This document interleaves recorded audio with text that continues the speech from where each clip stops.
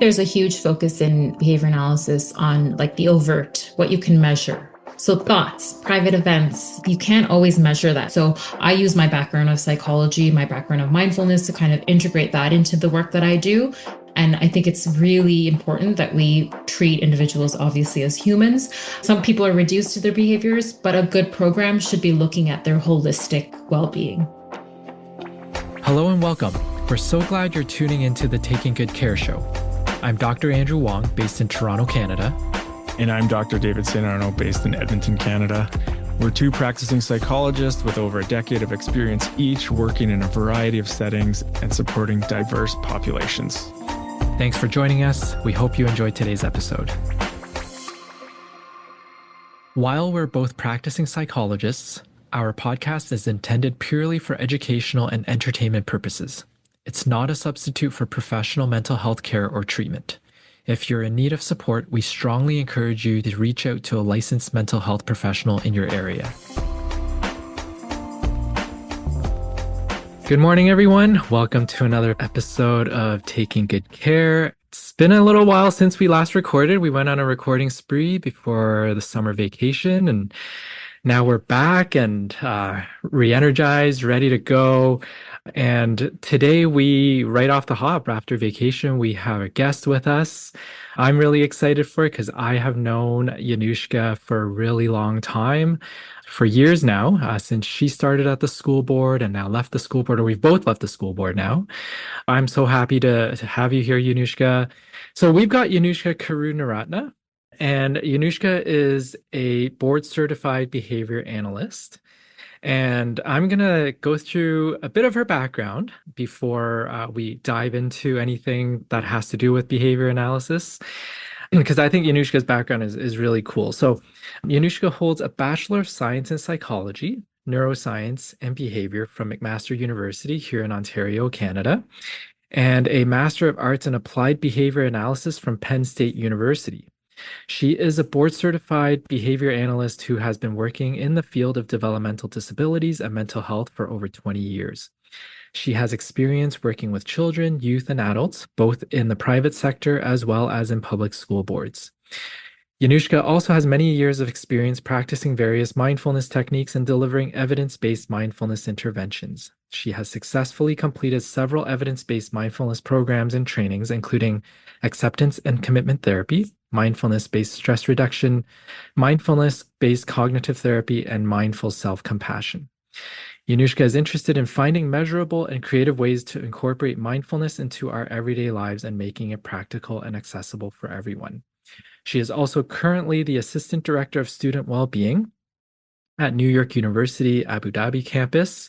And it just so happened that she is back here right now, back in Toronto. And so we're able to do this without any significant time difference. But I'm really happy to have her aboard because having worked with Yenushka for so many years, I know she has a lot to bring to the field of psychology, of behavior analysis. And so welcome, Yenushka. Thank you so much for having me, guys. It's an honor. Thanks for the introduction too. Yeah, I've been fans of your guys' podcast, Andrew, since you told me about it. So I'm excited that you guys have started it, and I appreciate what you guys are doing. It's a nice podcast and easy to listen to. Yeah, and just a little bit more of a background. Yenushka and I worked together at the York Catholic District School Board years ago. I left in 2021. I think, Yenushka, you left a couple of years ago. I think the year right after 2022. Yeah. Okay. Yeah. So we worked on the same team. We were on the autism spectrum disorder team. We talked a lot. We learned a lot about each other's styles, lots of laughs, maybe some tears along the way. But yeah, it was always a lot of fun working with you because you brought so much to the table in terms of your knowledge. And the one thing I really, really admired was your ability to get to the foundation and get to the roots of what was happening and working with people on a very practical level. So going to see the children, getting your hands dirty, working with the teachers, working with the parents. It wasn't just all talk. It wasn't just putting things on paper. You were actually there doing the work. So that was something I always admired and appreciated. Thank you, Andrew. I have a lot of admiration for you too, but we'll talk about that later. Yeah, I kind of feel like it's two old friends getting together and It I'm tagging is. along. So I'll be here and hopefully kind of contribute a bit here and there. But I know when I read your bio that you sent, Yenushka, I was like, this woman's got to be about 80 years old. Like she's done so much. So I know the viewer or the listeners can't see you, but you are not 80 years old. I'm But not. but you have definitely done a lot in the field. So I'm really kind of interested and excited to dive into some of these areas that you've been practicing in, and I can learn a little bit more about them. Yeah, thank you. And as a bit of an intro too, I know that I talked about behavior analysis, behavior therapy, but I really also want to know as our conversation goes along, how you have taken that knowledge and that training and education into what you do now as Hmm. the assistant director of student well-being at a post-secondary institution. Yeah. So we'll take it there when we get there. But yeah, I think to start off, given that you've been working with children with developmental disabilities and autism for so long, I'm wondering if you can explain to the listeners what is behavior analysis and how that may be beneficial to working with kids who have autism spectrum disorder. Yeah. So ABA stands for Applied Behavior Analysis, and it's basically a scientific approach to understanding and improving human behavior. So, why do we do what we do? How does our past learning history and experiences shape how we show up today?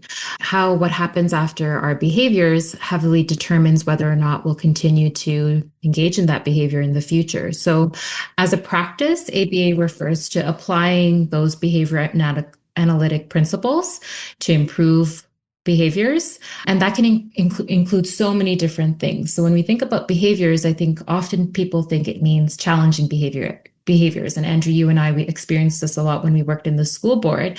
But behavior refers to anything we're doing. So me talking right now is behaviors. You guys nodding your head is behavior.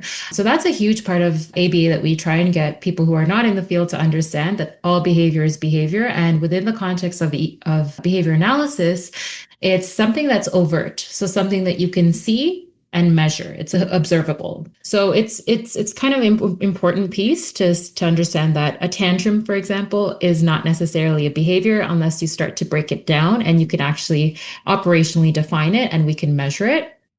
And so we use the principles of learning in ABA to either teach new skills, reduce challenging behaviors, maintain existing behaviors, and generalize taught behaviors or any new skills. And an ultimate goal, I think, in ABA that's really important is really to figure out what is a socially significant behavior for each individual. What's important for this person to know? So I can give an example of just us right now. Learning Arabic as a skill is probably not socially significant for the two of you, considering your context, where you live, the languages. But learning Arabic for me would be socially significant because that's the primary language of the country that I live in. So the part I love also about ABA is that it's so individualized. And that's where we start off. We don't just say we need to teach this because this student is this age and this is what the curriculum says. We figure out when we work with the staff, when we work with the parents, what is socially significant right now, and let's teach that. What are the challenging behaviors that are getting in the way, and how can we decrease them if needed, and how do we teach skills essentially? And so within, I think your second part of the question was within the context of autism, correct? Mm-hmm. So within the context of autism, there's a lot of research, years of research of ABA and its effectiveness within the population of autism for all age ranges. And I think what I've seen in my work within that population is it's helped students learn brand new behaviors. It's helped them reduce challenging behaviors. And it's also helped my students integrate more into the community, their families to be able to take them out more, to be able to do more with them, to lead a happy and just kind of a life that's more appropriate to what they can do, right? We need to figure out what's individualized, what can this student do, and how can we work towards that? I guess from what I'm hearing, Yanushka, a couple of things are socially significant behaviors. Yeah. And I always try to impart that on with the families who I work with as well. It's like who defines that social significance though, right? Like Yeah. is it the school? Is it the teachers? Is it the parents? I would Um, say it's a collaboration. That's a great question. I think what you need to do with any student, and this doesn't happen all the time if a student doesn't have someone to advocate for them. But for example, if they are at a school, if they have a behavior analyst that's on the team and able to say what's socially significant, let's ask the school, let's ask the parents, let's ask any other stakeholders, right? Sometimes you have other people living in the student's household that might be have some mhm. input. So we really need to like start off from scratch and have those meetings to figure out what is socially significant. And sometimes both parents and schools will not necessarily agree on what's socially significant and what's important. And that's where we kind of hear both sides and we try to come to a mutual understanding. And sometimes, if I don't necessarily agree with teaching a new skill or reducing something, I might say, okay, let's write that down and let's revisit that. So I don't ever want to negate someone's, what their wishes are for the student, both from a parent's perspective and from the school's perspective. And it's really coming to a mutual agreement across all the stakeholders in the students' team or who they interact with. Yeah, when you were speaking earlier, it kind of hit home a little bit because you were talking about it not being so much negative behaviors all the time, right? But I think in the public, like, so my oldest son, who's 8, when he was in daycare, had a behavioral assessment and was diagnosed with severe behavioral, blah, blah, blah. And so when I mention that, like to teachers, it's like, oh, he's diagnosed severe behavior. They're like, oh, severe behavior. Like everyone kind of Yeah. like assumes it's a negative, obviously it's a Yeah. challenge, right? But when I hear you talk about it, it's bigger than that, right? Like It's it's not just huge. focusing on the negative behaviors that are possibly getting in the way of learning or socializing. So Yeah, that's a good point. And just to add to that, Dave, I would say all behavior happens for a reason. That's a huge part of behavior analysis. So even the quote unquote, I'll use it in this example, the negative behavior, it's happening because it's serving some kind of what we refer to as a function. And so in behavior analysis, we consider there's 4 main functions of behavior. And I'll just go over them because I think it is important to understand this. There's a sensory function. So that means it just kind of feels, for whatever reason, it feels good. There is escape. Sometimes we escape things. We engage in behaviors because we want to either leave the room, we want to avoid someone, we want to avoid doing a task. There's attention. So that means that we engage in something because we want some form of attention. So even an example of telling a joke. People tell jokes because they usually like the form of attention that they get, the laughter. But there's also some people that like negative attention, right? The class clown that keeps calling out and the student keeps it, or the teacher says, well, how come me yelling at the student isn't working? Well, I think that student might actually like the type of attention that you're also giving, which is that negative attention. You think it's working, but it's not. And then the last one is tangible. So you want access to something. So, for example, someone might hit someone while they're playing in a playground because they want access to the iPad. Of course, the behavior of hitting someone is not appropriate, but it worked, right? So in the future, that student might think, oh, if I hit again, I'm going to get access. So you want access to something tangible, whether it's iPad or food or whatnot. all the light bulbs are going off over Is that here. too jargony? No, that's great. I think that's like a real applied way of looking at when you let's say you would come into a classroom or you would be observing a child, right? You're looking at, okay, what is actually driving this behavior? What's reinforcing it? And I'm like, okay, those categories make sense for me. So I really appreciated that breakdown. Yeah, no, Dave, I saw you smiling the whole time as Yanushka was talking about that. It's interesting, Yanushka. I haven't heard, like, we used to do presentations together, right? And so we go over all this stuff, but I haven't heard this in a while. So it's been a Yes. few years at least. Yeah. But as you're saying it again, even the 4 functions, as I reflect about them right now, there are those that are more socially acceptable Hmm. in the school setting where if you say, oh, the student, this is a sensory function, right? The student is having this outburst because it's sensory. They're much more forgiving than let's say a student is trying to acquire, obtain attention, right? Like even the way we express it or share it with the school has a big consequence to it, like whether it's positive or negative. Because you say sensory and people are like, oh yeah, well, what can we do for sensory? Oh, that's too bad. Oh, I wish the classroom can be quieter. We'll help with that. But once you say, oh, they're trying to just get my attention, and they're doing all the bad things to get my attention. That's unacceptable. Such a different way of framing how we can help the child in the classroom. Yeah, I agree.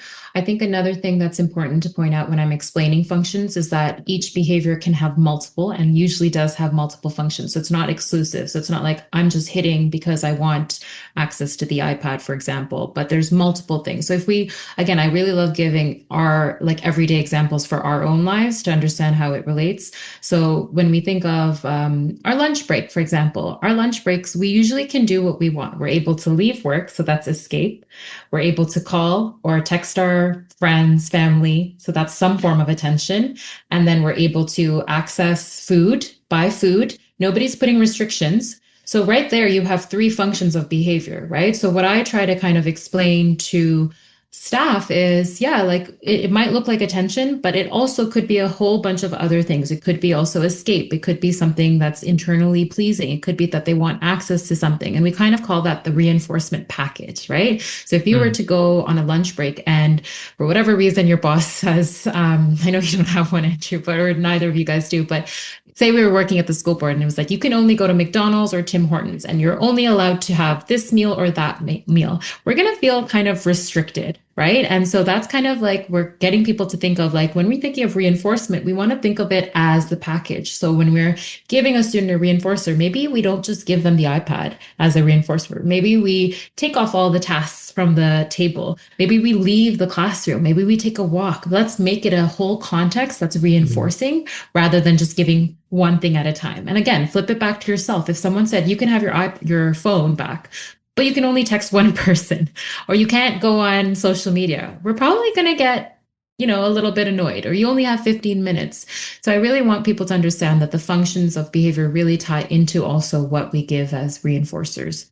Yeah, I'm also thinking you have to have a good understanding of what the child or what the person is capable of too, right? Like you can't just try to reinforce or create something that isn't in their capacity or capability. So it's probably twofold where you're looking at what are they capable of doing? What are the behaviors that are maybe pro-social or are going to be helpful, and how do we reinforce them? Yeah. I think that point, Dave, is huge, especially when we worked at the school board, even in private practice now. Like we have to have a really good idea of what the student is capable of before we can even define what we want to change. Because we work with in the past anyway, we worked with so many staff and teachers and principals, and they want to see something happen for the child, but they don't quite understand that that child isn't able to perform that particular behavior. Like it's just not in their repertoire. It's not cognitively, it's not there. Yeah. And so as much as you want that for the child, as an adult, it's not going to happen. Yeah. It's not going to happen. Well, and yeah, with like, especially with autism, I think we'll probably do a whole podcast on this, but there's a real lack of understanding. I think it's come a long ways recently, but still just this idea of like, if someone is nonverbal, like we're not going to expect them to ask to use the bathroom, right? Like it's just, but it's like, well, they're old enough. They should be able to, like, we kind of look at kids at their age and not at their developmental stage or their abilities. So yeah. I think those are all really good points. So, Yenushka, for you, I mean, bringing you back to, I know you're in a different role now, but having worked in behavior and for so many years, when you come across a family or staff, and they're experiencing significant behavior challenges with their child or children, what's your frame of mind going into those meetings? Because I know there are a number of different behavior therapists out there or behavior analysts out there, but given, how effective you were at the school board, I just sort of want to get a glimpse into what was your mindset going into those big meetings and perhaps having contentious parents, even contentious staff and principals. What was your frame of mind going into those? Because you had a knack for connecting with people. Oh, thanks, Andrew. I didn't feel that way in the moment. I think in my like first few weeks at the school board, we had a really tough parent meeting, and I was like, "Oh my goodness, is this what it's going to look like?" But believe it or not, my mindfulness practice has helped me going into a lot of those parent meetings and staying calm. And I think over the years, it didn't happen overnight. It took a lot of practice. I started to change my perspective and really putting myself in the parents' shoes as an advocate really helped me understand. And then from the staff's perspective at the school board, I really had to understand that not everyone wanted to work in this field, right? Like Andrew, I think you might know, like at our school board, EAs, educational assistants in the past didn't necessarily work with this population of students, and that role kind of evolved. So I had to put myself in that perspective and say, like, I chose to get into this field. We chose to get into these fields. Not everyone does, right? Some people just have a job and they might not be passionate, and some students are very challenging. So I think what's helped me, going into these contentious meetings and with highly behavioral students is figuring out the child's safety. And that was always the primary, like the first thing I wanted to get is this child or the student safe? And then staff safety. And then we would look at, and we often had to do that through environmental, like changing the environment. So do we need to take the student out of the classroom? That's not my best or my favorite thing to do, to take a student out of a classroom, because, it's harder to get them back in. But Andrew, as you know, a lot of the times the student had already been removed by the time that our team would get involved. So our job was really to show the classroom or the school that the student can get reintegrated successfully and be safe in the classroom. So safety is paramount. And then from there, I really try to bring everyone's emotions down, because behaviors, and when I'm talking about like challenging behaviors, they can be emotionally charging, right? Depending on the severity of the behavior, depending on who's involved. It takes a lot, right? Sitting through a meltdown, watching a nonverbal student be self-injurious. Some of the things that we've seen, I don't think people would believe it, or you wouldn't know it until you're in it. And so I really tried to empathize and really kind of be there as that emotional support and understand. It wasn't always easy, especially when you had staff saying the student doesn't belong in this setting. That's probably one of the hardest things that we've had to deal with in the past, is that, well, where are they going to go? And moving them to another placement or another school or suspending them isn't really getting down to the root of it. And everyone has a right to education. And I think that was something that we're continuing to, not everyone will see that, especially in public school boards or in certain settings. But I think those were kind of like my main things before even diving into the behaviors. And then from there, when everyone's a little bit more at bay and kind of calm, we look at, what do we teach the student? So this challenging behavior is happening. We want to stop it. I understand. But we also need to teach them something to replace the challenging behavior. And I think that's really instrumental. You can't just expect a behavior to just be like, stop it. We kind of like call it whack-a-mole. When you just try to stop one behavior, another one pops up. So we need to use the function piece of ABA to figure out, how can we find something that's functionally appropriate? So if a student's yelling out in class, it's getting disruptive, swearing, whatnot, we might say they're doing it for attention. How can we teach them to maybe raise their hand? Maybe every time they raise their hand, the teacher doesn't choose them, right? So they're like, you know what, this is not worth it. Let me just keep calling out. Other students we've worked with, for that example, I've gotten them to write down their answers on a whiteboard or tell their educational assistant, because they need another way of appropriately getting the function met. So that's kind of what we work on next, is how, after we kind of look at the behaviors that are challenging, how do we teach something, new skills, that's going to be more appropriate within the context? And that helps kind of bring down the behaviors of concern. I think one of the things that I don't want to miss out on as well is the importance of, you said this in passing at the beginning, but being data driven. Yes. Right. So in terms of applied behavior analysis, it's not just arbitrarily looking at certain behaviors and saying, well, I want to change that because it's not good in my classroom or it's not good at home. It's actually gathering data in order to determine what is an issue and how are we going to change a certain behavior. And correct me if I'm wrong there, Yenushka, and You did it if you can talk a amazing little here. bit, if you can talk a little bit more about this idea I of being will. data driven, Yeah. that would be great, because I think sometimes people might think, oh, behavior, changing behavior, well, it's pretty qualitative. It might be pretty arbitrary. Well, it's not. So Yeah. it's very much data driven. Yeah, thank you for bringing that up. It's a huge piece of ABA. Sometimes I, defer away from it because some people hate the word data. They hate data sheets. So I'm like, it's a big part, but let's get to that next. But without data, you can't do ABA. You can't be changing behavior. You can't figure out what baseline levels are, kind of like what you mentioned, Dave, about like what level is a student even at and where can we go from there. And in ABA, we're taking data daily. We're taking data daily. We're measuring data. We're operationally defining data. So again, like I said, a tantrum to Andrew, one of your children, might look very different than your children, Dave, right? If you were to compare. So we need to define that so that all staff recording data know what they're recording. Because usually when we walk into some situations, they're like, oh, the student was doing nothing all day. Mm-hmm. They were off task all day. And then I go in for an observation. I actually write down how much or the percentage. And when you calculate it, you're like, they were actually off task for 1 hour. What percentage of your day is that? And that's a huge. And Andrew, I think our supervisor, Sula, would always say this, like, what are they actually, most of the day, like, are they actually off task, right? If you were to measure it. Well, that's the interesting part, right? Is because let's say when you're in the field, let's say you are in the classroom, perhaps it's the stress from the day. And, as an adult, as a teacher, EA, principal, maybe you've had a really tough week. And so this one student who's had a really difficult hour all of a sudden becomes seemingly all consuming. And you're like, oh, that's like the whole day. They were off task whole day. But then you go in and you take your data and you're like, it's been consistently for an hour at this Yeah. particular time of the day. So something's happening there at that time of the day. But to the adult who's qualitatively observing or experiencing it, to them, it feels like the whole day. Yeah. But objectively, it's not. Yeah. And that's exactly what we use it for. We use it to measure where is the student at?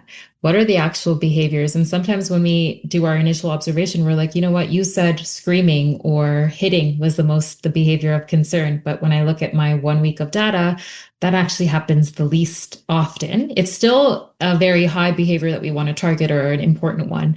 But let's target some other ones first, maybe. That might be where we start at. Another important thing with data is that we visually analyze it in graphs. And that's kind of how we determine. We don't use necessarily like statistics. We just kind of look at the visual representation. Is the data going up? Is it going down? Is there a drop? Why was there a drop? And it's really cool when you see ABA graphs, like it'll be very detailed. It'll say on vacation, new staff change, new intervention. If the behavior goes up, sometimes we're happy to see that the behavior goes up because that means that the intervention is working, and then it slowly goes back down. So data is crucial. I think in the moment, especially with non-behavior analysts, it can seem tedious.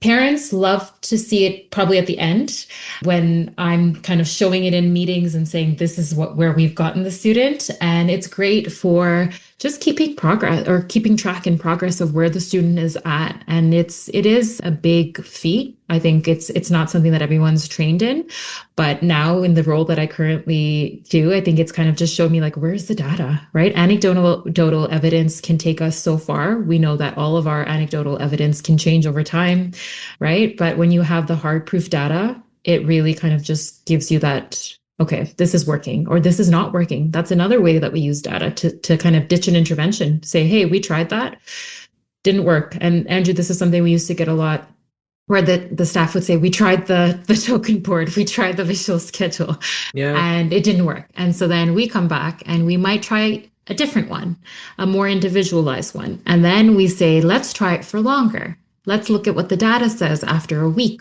or 2 weeks. Because sometimes when people say we tried it, they usually mean maybe here and there, maybe not consistently. So that's really important. Yeah, you talking reminds me of in my master's, I was doing psychoed assessments for a school board in Ontario. And part of the assessment would be doing a behavioral observation in the classroom, right? And literally having sheets of paper to put a check mark by each kind of behavior as it was recognized and the time it happened.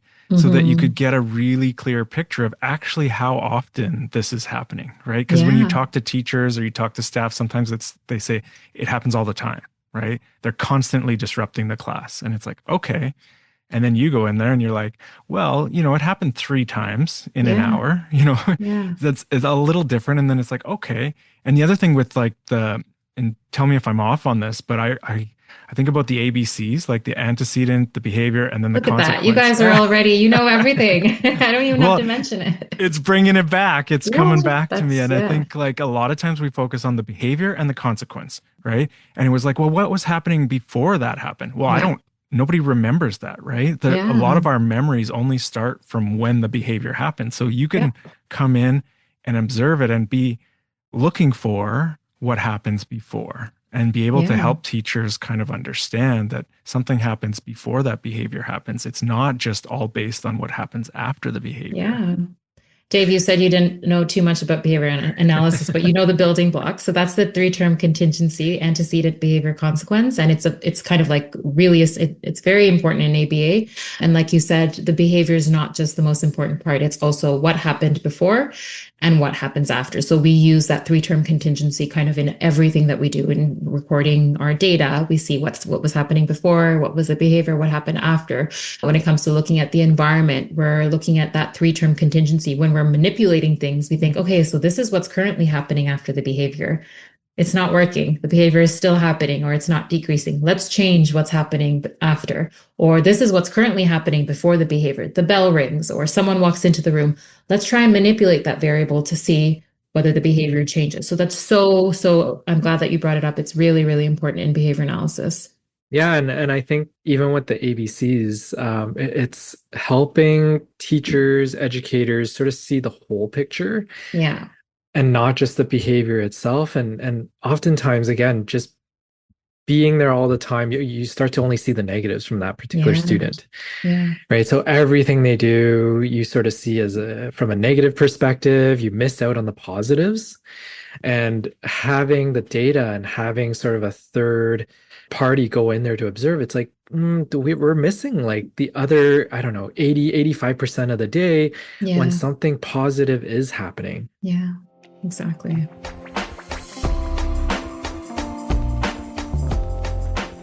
Yenushka, you mentioned a few things there, token board, visual schedule. And I'm wondering if you can talk a little bit about the foundations of the strategies Mm-hmm. that might go into ABA. Yeah. So the other piece I'll throw out there too is like reinforcement and how do we reinforce a behavior? Can you talk a little bit to those terms and those strategies that you mentioned?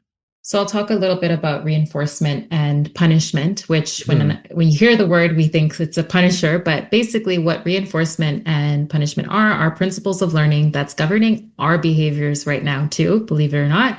Reinforcement is basically something that happens after a behavior. It could be kind of some kind of change or an event, and that causes the behavior to happen again in the future in similar circumstances. So let's give a really simple example of giving someone access to a TV show or an iPad after completing homework. If that person does the same thing again in the future, followed by a TV show or iPad, that would be considered reinforcement. Because in the future, like the behavior of completing homework increases because something was delivered after. Reinforcement, it drives our behavior. It's such a critical piece, and I think it's often overlooked. And some people think, well, that student doesn't need reinforcement, or I'm giving that student reinforcement. I'm saying you're doing a good job. But what have we learned, right? Like Andrew, you and I, and as well as you, Dave, we probably don't have the same reinforcers, right? For some of us it might be we like some social praise. For some of us it might be like absolutely not. Please don't give any kind of acknowledgement in public. Private message is fine. Or even when you think about places, a lot of workplaces try to reinforce their staff with pizza lunches and staff appreciation day and that. Let's dig a little bit deeper. What do you think staff actually want? And I know I want a day off or I want less on my caseload, right? That works for me. right? And that's my reinforcer. So when bosses or supervisors are like, well, why didn't that work? Or we keep giving all these reinforcers and I gave the verbal praise, let's figure out what works for that person, right? And it's going to look different. So reinforcement is just such a critical piece. And we say in behavior analysis, behavior goes where reinforcement flows. So if you want behavior to increase, you need to figure out what you're reinforcing. And you might be reinforcing the wrong behaviors, right? Sending the student to the principal's office. A lot of teachers do it. It might be reinforcing for the teacher in the moment because the student has left the classroom. They don't realize that. And then what happens in a principal's office, right? If we really think about what's happening, the student is leaving the high demand classroom. They are walking in the hallway, maybe taking a break, stopping at the water fountain. Then they go to the principal's office, which actually sometimes is fun. I've seen principals who let the students sit on their swivel chairs. They give them candy. Like it's about like, let me just keep the peace. I have meetings in the next room. So no one's fault, but I think we really need to figure out what exactly are we reinforcing. We might be inadvertently reinforcing some behaviors that we don't mean to. And then when it comes to punishment, all it means is in the behavior analytic, in our terminology, it means decreasing behavior. So a classic example is speeding tickets or what's it called? Parking tickets. The idea is with that parking ticket or a speeding ticket or getting pulled over by the cops, that behavior of speeding will decrease. However, I, for some reason, seem to continuously get speeding tickets.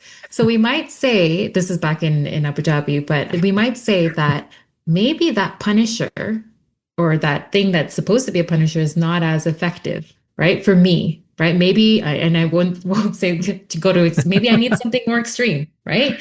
Whereas, like everyone has different things that work for them and don't. And so when someone says, oh, but I yelled at them, that was supposed to decrease the behavior.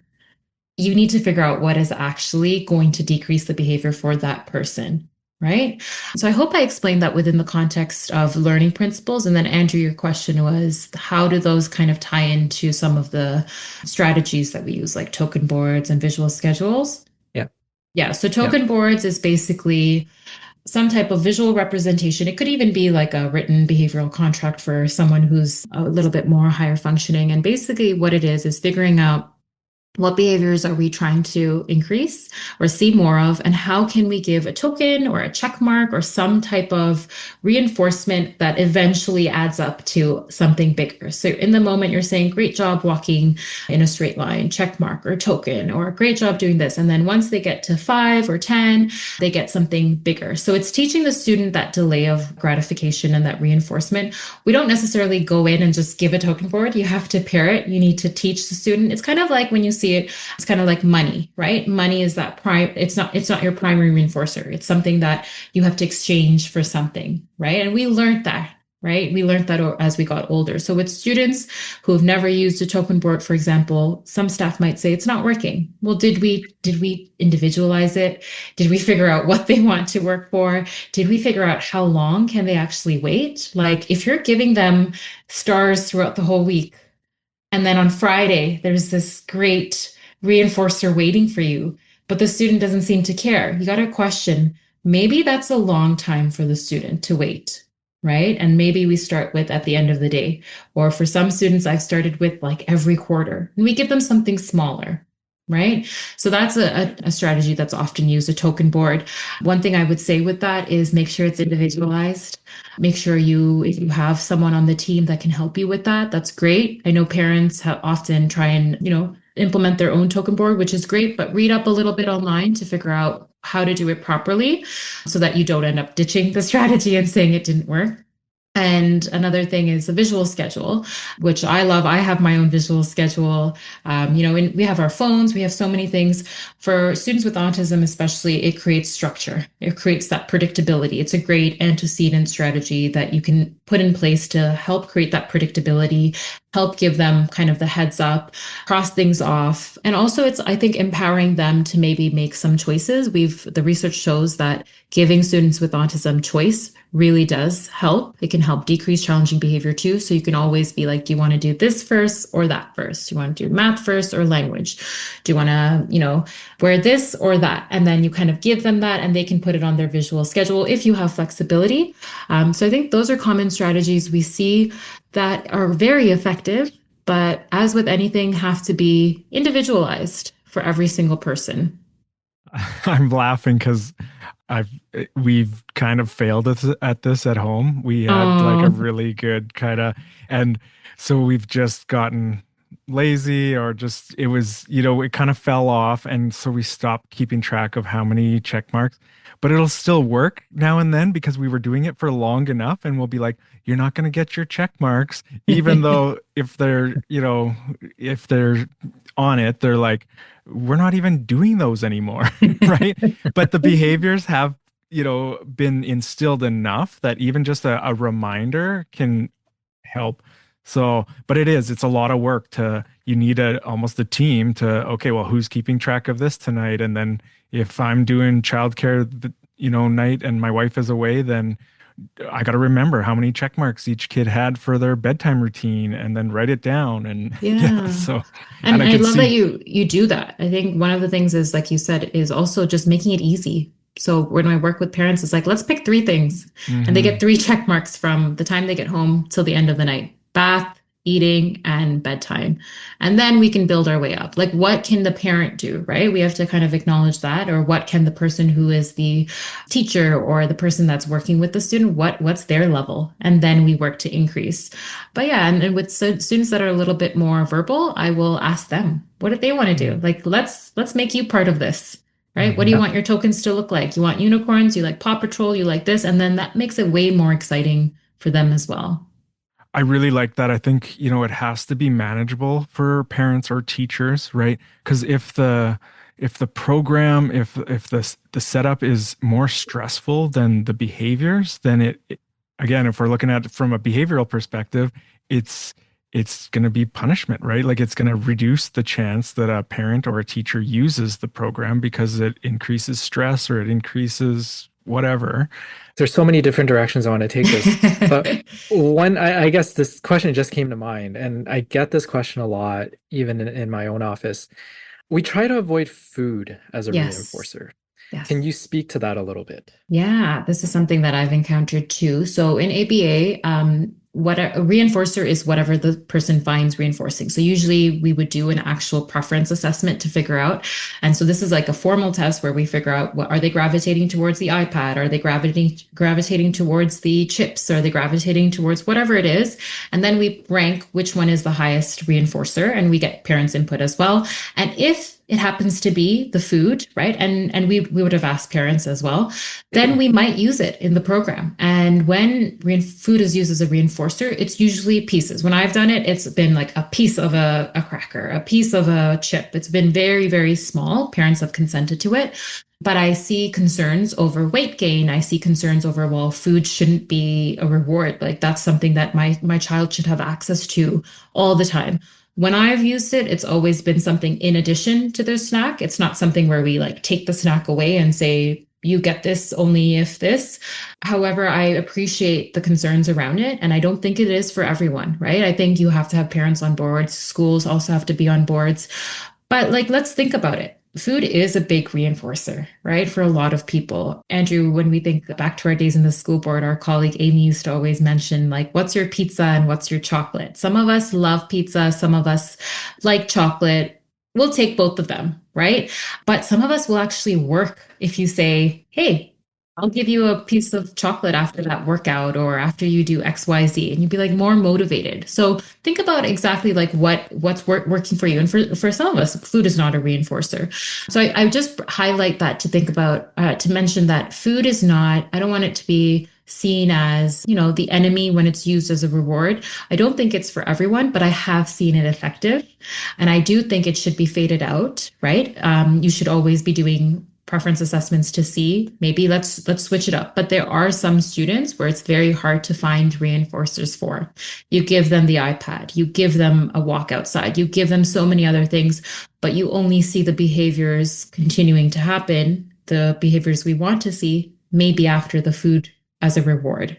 So I do think that there's a place for it. I think the conversations have to be had. I think you need to revisit it. You need to figure out, is this healthy for the child, right? If you have a student who's very obese or has some health concerns, and how can we make it healthy in whatever capacity? But that's a great question, that point that you made, Andrew.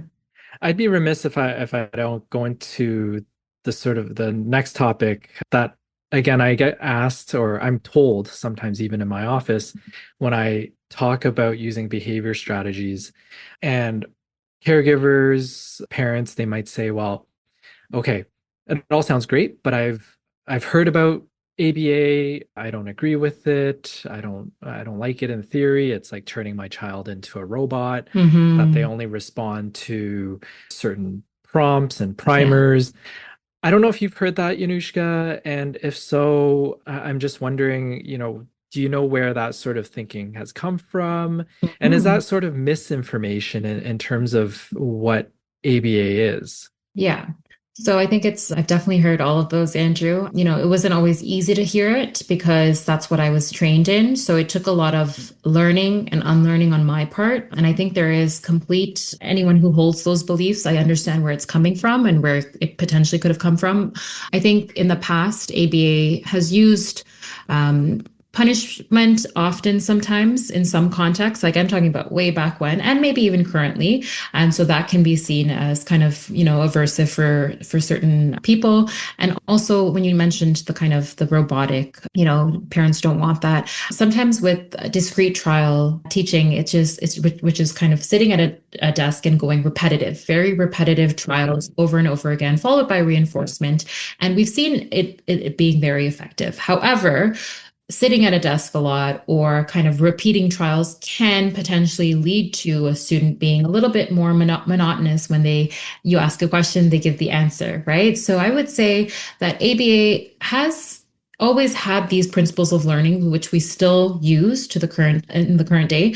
But I would say that there's been a lot more of a focus on more play-based, naturalistic teaching, where you kind of start on the floor and then you take the student's lead. And so I wouldn't say that none of that is happening, the discrete trial teaching, or, that there aren't some, people in the field who aren't still using some aversive punishers or whatnot. But I do think that there has been a huge shift where the BCBA or the BCBAs that I've worked with are really looking to see, how do we bring joy to the child? How do we start from a place of happy and then we start teaching? And that's actually been a shift in my own practice as well. We're not focusing so much on compliance, on following direction. We're focusing on like bringing the child to a level of happy, relaxed, and then from there, how do we teach, right? Think of all of us when we're fed, when we're relaxed, when we're kind of just in a good mood, we're more willing to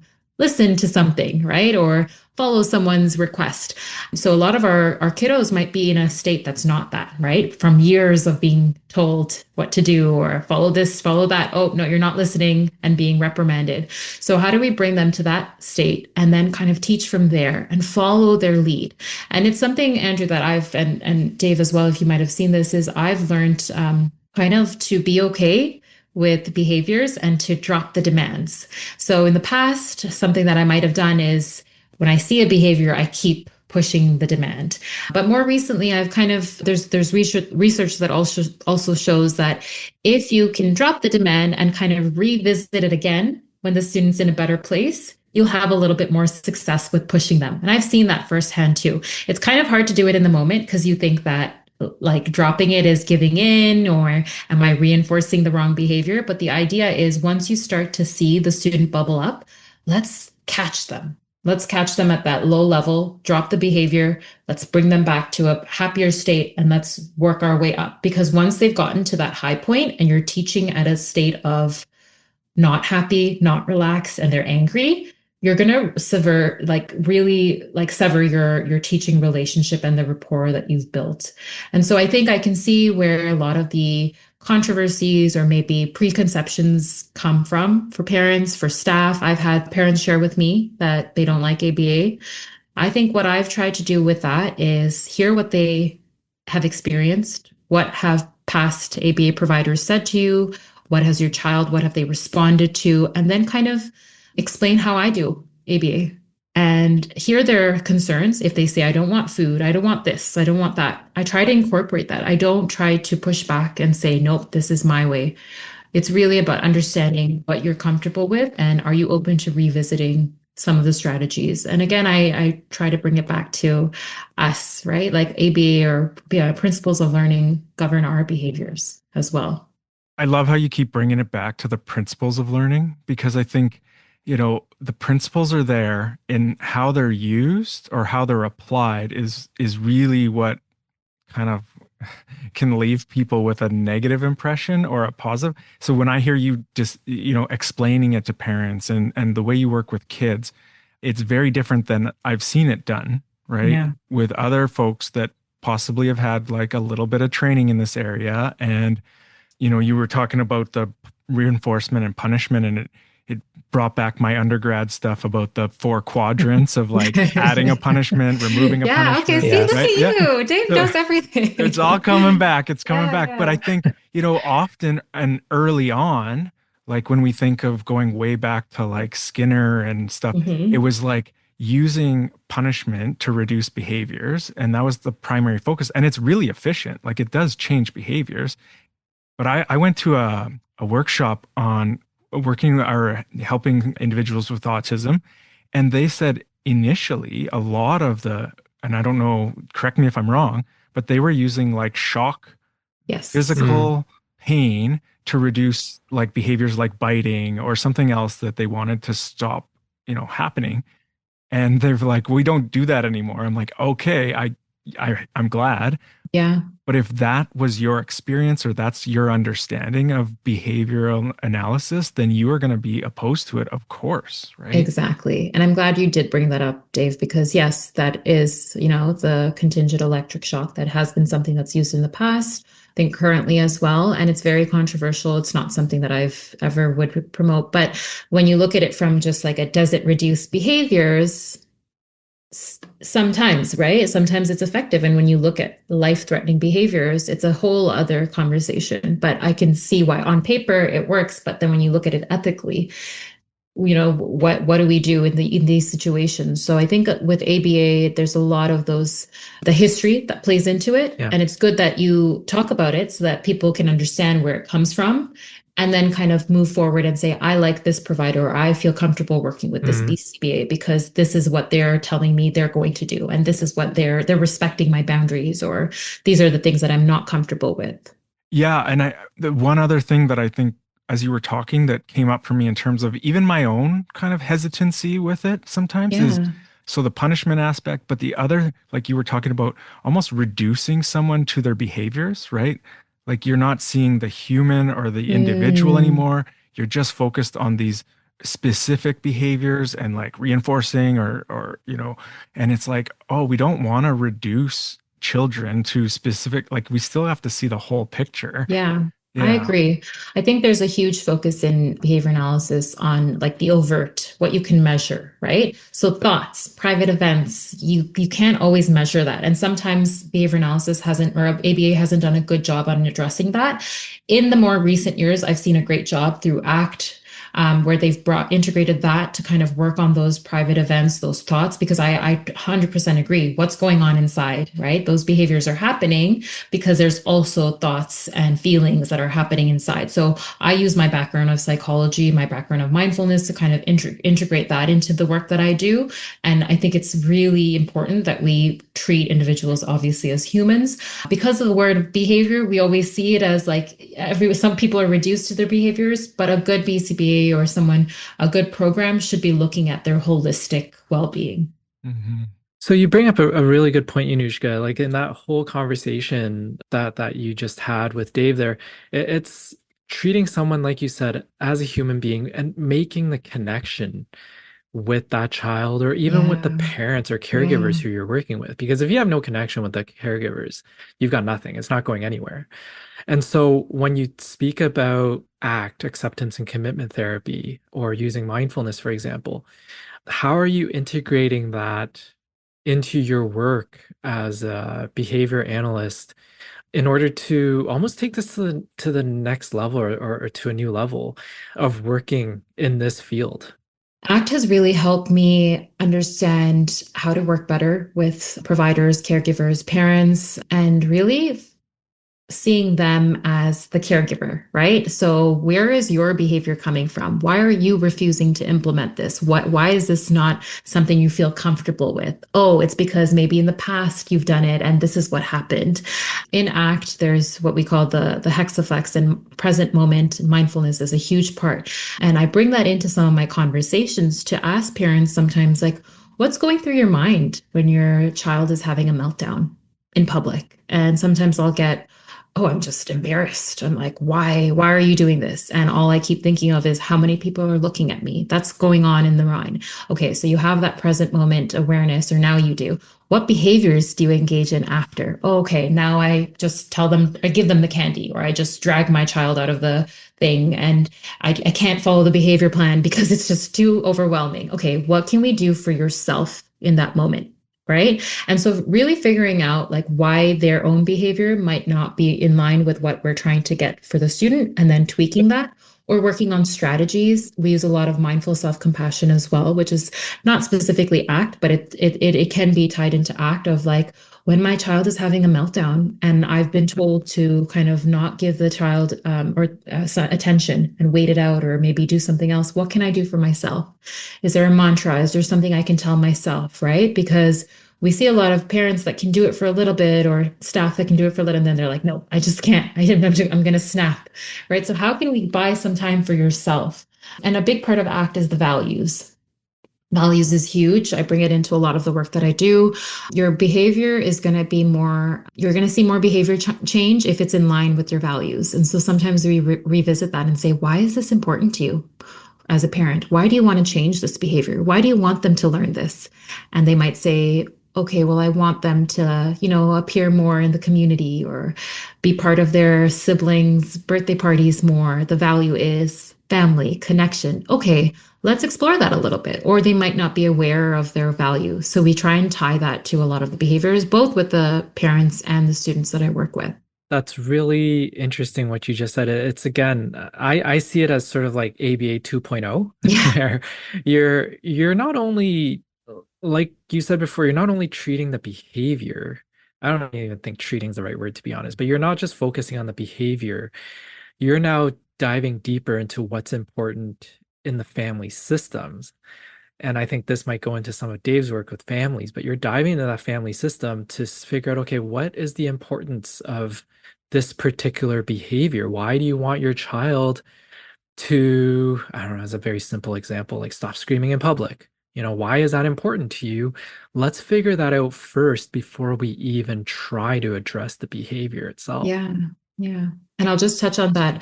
That's something, and stimming is something that we get often, of a behavior that parents often want to reduce when autistic children stim.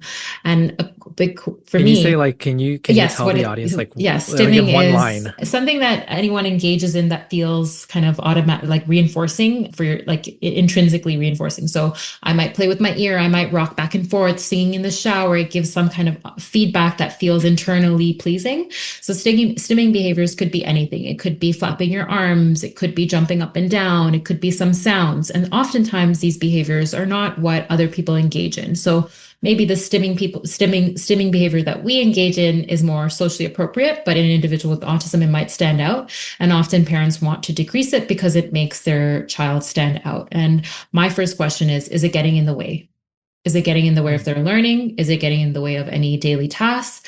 And if the answer is no, then we work on why do you want to change it, right? And if it is getting in the way of them doing work or sitting in class, then we kind of revisit it. But when we think of it, it's not really a behavior that I always say, let's stop that because it looks bad. And if that is why the parent wants to stop it, we kind of revisit how we can find another way for the student to do it more appropriately, or in contexts that are more appropriate. I just had an example of that. So my kids, they're not on the spectrum, but ADHD is very much part of, yeah. So they often say things loudly, or like are screaming, and it's quite disruptive. And a lot of people don't like that. And I don't know, I was just challenging myself. So one was in the hot tub, one was in the shower, and one said something pretty loud. So the other one said it loud. And then instead of me going like, shh, quiet, you guys, like other people are, I just was like, can you say that louder? And they went louder. And I was like, can you say that louder? And then like people were coming out of the house saying, hey, quiet, like we can't be screaming out here. And I'm like, well, technically it's not hurting anyone, right? But it's a behavior that I'm not really comfortable with and other people don't really Yeah. enjoy. But my Yeah. kids seem to somehow it is reinforcing or Yeah. enjoyable for them. Yeah. I love that you did Anyways, that because just you kind of like challenge your own assumptions. Yeah. yeah, I'm just like, who's getting hurt by this? Like, I mean, Yeah. it's a loud kid, but they're outside, right? Like, I don't know. Yeah, maybe the neighbors don't like hearing it, but no one's getting hurt. Exactly. Yeah. Exactly. It's amazing how many times as caregivers and parents, like we are trying to reduce this or change a particular behavior because of our own discomfort Hmm. rather than that of our children's Yeah. well-being, right? 100%.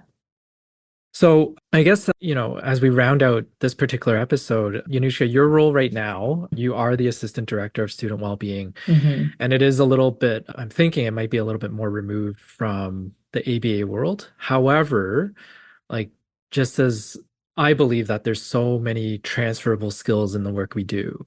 Now that you work with students, post-secondary students, more on a mental health level, have you been able to take some of the ABA knowledge that you have so much of into your current role working with student mental health? Yeah, 100%. Great question. As the Assistant Director of Student Wellbeing, we look at kind of, or I look at working to strengthen that campus culture of that well-being. I think a lot of elements of behavior analysis plays a part, especially the data collection and really kind of figuring out like is what we're doing working, and if it's not, what can we do to change it? How can we tweak our programming, our initiatives? It doesn't happen overnight, and that's something I've had to adjust to. Whereas in behavior analysis, we're taking data daily and we're looking at observable behaviors. A lot of the things that we measure in well-being are things that you can't easily measure, right? Resilience, compassion, whether they're burnt out, stress levels. So I think with that, I've tried to bring in my data framework and also the principles of learning, and everything kind of goes back to this. Yeah. Like, are we reinforcing students the way that they want to be reinforced? And if a student, if for example, or a group of students are not attending our programming, why is that, right? Like, how do we find out what works for the student? What do they need?